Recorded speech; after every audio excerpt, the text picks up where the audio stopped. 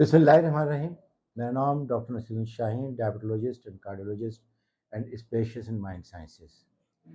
ناظرین، جیسا کہ ہم جانتے ہیں اللہ تعالیٰ کا حکم ہے کہ غور کرو، فکر کرو، کیونکہ اس غور کے نتیجے میں انسان اپنے مذہب کو سمجھتا ہے، اپنے دین کو سمجھتا ہے، اللہ کو سمجھتا ہے، اپنے آپ کو سمجھتا ہے.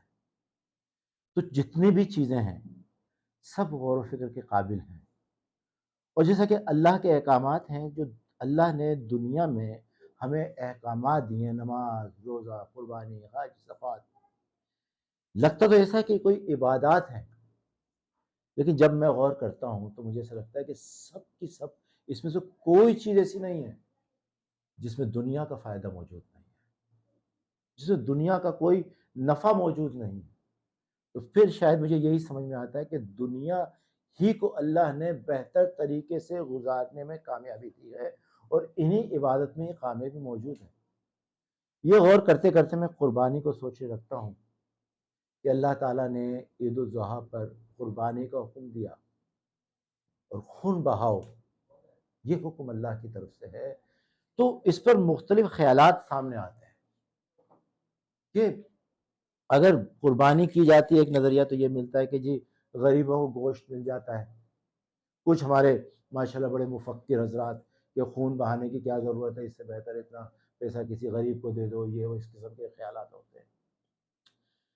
لیکن اللہ کا حکم بے معنی نہیں ہو سکتا. اللہ نے جو حکم دیا کہ قربانی کرو تو اس کا مطلب قربانی ہی میں خیر ہے. میں جب غور کرتا ہوں کہ قربانی کیوں اللہ نے، کیا وجہ ہے کہ جانور ذبح کروائے جا رہے ہیں، تو میں سمجھتا ہوں، جو مجھے اس بات سمجھ میں آتی ہے، میں عالم نہیں ہوں، اور میں اپنے ان خیالات کی تصحیح اپنے علماء کرام سے بھی چاہوں گا کہ قربانی کرنے سے ہوتا کیا ہے کہ اگر ہم معیشت کی ڈیفینیشن اور بہت سادہ ترین طریقے سے معیشت کو بیان کرنا چاہیں تو دولت کا گھومنا، سرکولیٹ ہو جانا، اس سے بڑھ کر کوئی معیشت نہیں ہو سکتی. تو قربانی سے جو معیشت اور دولت اور پیسہ سرکولیٹ ہوتا ہے، میں پوری دنیا کے بڑے بڑے جو اکنامسٹ ہیں، جو بڑے بڑے دولت مند ہیں، کسی مذہب سے ان کا تعلق ہے، میں نے چیلنج کرتا ہوں کہ قربانی سے بڑھ کر کوئی ایسا بزنس نہیں ہو سکتا جس میں پیسہ اس طریقے سے گھوم جاتا ہے کہ کوئی طبقہ اس سے محروم نہیں ہوتا. قربانی مثال ہمارے یہاں منڈی لگتی ہے، پانی ہے، اس کا کاروبار بنتا ہے. قربانی کی وجہ سے یہ لوگ جو سارا سال جو چھریاں تیز کرنے والے مشین لے کے پھر رہے ہوتے ہیں، ان کا کاروبار، سال بھر کا کاروبار ان کا تیز ہو جاتا ہے. ایک بہت بڑا طبقہ ایسا ہوتا ہے جو خود قربانی کرتا ہے، ان کے روزگار کا ذریعہ بن جاتا ہے. ایک کھالیں ہوتی ہیں، اس سے پوری دنیا میں روزگار بن جاتا ہے. اس کے بعد سوزوکی سے جانور آ رہا ہے، جانور جا رہا ہے، ایک گاڑیوں کا پہیہ جو ہے وہ اتنا گھومتا ہے کہ یہ کاروبار بن جاتا ہے. یہاں تک میں سوچتا ہوں کہ جب گاڑیاں زیادہ چلتی ہیں تو پنکچرز بھی زیادہ ہوتے ہیں، تو ان کا بھی کاروبار چل جاتا ہے. کون سا ایسا طبقہ ہے جو اس ایک قربانی کے عمل سے جس کو فیض حاصل نہیں ہوتا؟ تو یہ عمل پورا دنیا کی معیشت کے نظام کو بہتر کرنے کا عمل ہے، جس کو اللہ نے عین عبادت بنایا. اس کے ساتھ میں نے سوچا کہ اللہ بیماریاں کیوں دیتا ہے، اور خاص طور بیماری کا جہاں تصور آتا ہے، بیماری بچے چھوٹے بڑے سب میں ہوتی ہے، لیکن جیسے شوگر، بلڈ پریشر، دل کے امراض، ظاہر ہے یہ بوڑھے لوگوں کے زیادہ تر امراض ہیں. انسان بوڑھا ہو جاتا ہے، بہت کم لوگ ایسے ہیں جنہیں شوگر نہ ہو، بلڈ پریشر نہ ہو، دل کا مسئلہ نہ ہو، جوڑوں کے درد نہ ہو. اور عام طور پر اس طبقے کو کون افورڈ کرتا ہے؟ ان کی اولادیں افورڈ کرتی ہے، ان کی دواؤں کا خرچہ اٹھانا پڑتا ہے.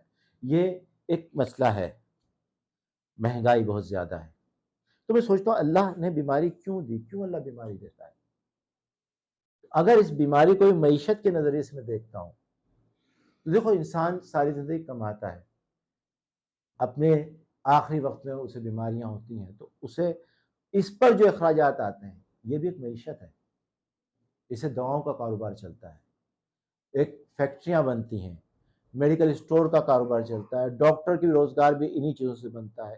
ایک بہت بڑا طبقہ اس بیماری کے سبب سے روزگار کے زمرے میں آ جاتا ہے، اور یہ ایک ذریعہ ہوتا ہے. اور اس کے ساتھ اللہ نے وہ اولادیں جو اپنے والدین کو افورڈ کر رہی ہیں، ان کی دواؤں کا خرچہ برداشت کر رہی ہیں، قابل تحسین ہے اس مہنگائی کے دور میں انہیں کہوں گا کہ بالکل اس پر دل چھوٹا نہ کریں. اگر آپ اپنے والدین کی خدمت کریں، یہ اللہ نے آپ کو بہانہ دیا ہے کہ انہیں بیماریاں دے دی، آپ ان کی خدمت کریں، ان کے ناز نخرے اٹھائیں. اگر وہ دوا نہیں کھا رہے تو انہیں دوائیں کھلائیں اس طریقے سے جیسے بچپن میں انہوں نے آپ کے ناز نخرے اٹھائے تھے. یہ ٹاپک بالکل الگ سے ہے، لیکن بہرحال مجھے ان دونوں ٹاپک میں بہت ہی جو ہے مشترک چیز نظر آ رہی ہے. تو یہ اللہ کے کوئی امر ایسا نہیں اس پر غور نہ کیا جائے. تو بہرحال آخر میں ان جو ہے نوجوانوں سے، ان لوگوں کو پیغام دوں گا کہ جن کے والدین بوڑھے ہیں، جن کے والدین بیمار ہیں، قطعاً یہ نہ سوچیں کہ کوئی نقصان کا سودا ہے. اسے سمجھیے کہ اللہ کی رحمت ہے کہ اللہ نے آپ کو وہ راستہ دیا جس کی وجہ سے آپ اپنے والدین کی خدمت کر رہے ہیں.